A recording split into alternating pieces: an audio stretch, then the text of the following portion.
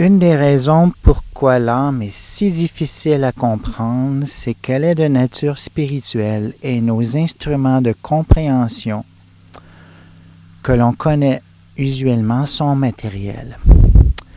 Alors, l'histoire de l'humanité montre que lorsqu'on essaie de comprendre l'âme spirituelle avec des instruments matériels, on se trompe monstrueusement.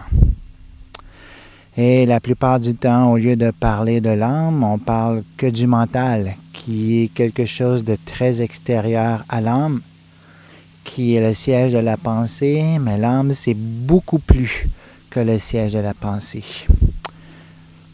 Alors, tout de suite, on peut faire une différence entre les deux. Comment? En expérimentant le fait que nous, qui sommes l'âme, sommes différents de notre pensée. Lorsqu'on s'assoit en méditation, on relaxe, on rentre dans un calme profond et peu à peu on entre dans une méditation profonde. Lorsque des pensées viennent, on voit que ces pensées-là viennent troubler notre méditation. Et on peut voir que nous sommes l'observateur de la pensée. Alors ça, c'est l'âme. L'âme est observatrice de la pensée. Elle est au-delà de la pensée. La pensée est du domaine du mental et l'âme peut observer le mental et en devenant expert par la science du yoga, on peut diriger peu à peu le mental et les pensées vers des objets plus spirituels, vers des tendances moins matérielles. Alors là, c'est une première expérimentation qu'on a faite. Et ça, c'est une expérimentation spirituelle. Si on essaie de comprendre l'âme avec des expérimentations matérielles, on n'y parvient jamais.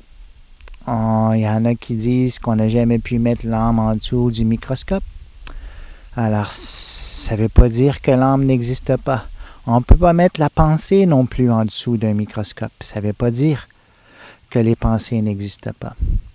L'âme est beaucoup plus subtile que la pensée et encore plus difficile à comprendre, à définir et à percevoir. Alors, ça prend des expérimentations spirituelles. Alors, matériellement, il y a deux grands modes d'acquisition de la connaissance. L'expérimentation, comme les scientifiques avec les microscopes, avec les tests, avec les différentes expériences qui peuvent être faites. Et l'autre grand mode d'acquisition de la connaissance, c'est le raisonnement. On raisonne avec notre esprit, avec la raison, on analyse. On analyse en gros deux choses. On analyse les expérimentations qui ont été faites par nous et par les autres. Et on analyse les pensées qui ont été faites par nous, par les autres grands penseurs.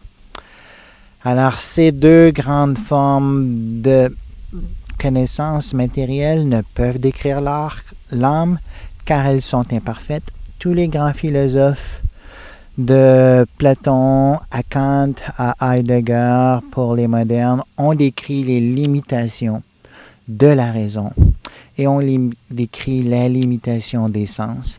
J'ai décrit le problème de ces limitations de la raison et puis de l'expérimentation dans toute une série d'enseignements qui s'intitule « Savoir comment savoir » et qu'on ne va pas répéter ici, mais c'est quelque chose d'absolument fondamental et d'essentiel à pouvoir étudier. Ça veut dire comment obtenir une connaissance véritable, une épistémologie dans le sens large, pas juste dans le sens de connaître à travers la science, mais c'est connaître au-delà des limitations de la science. Qu'est-ce qui est l'épistémé? Ça veut dire la vraie connaissance véritable.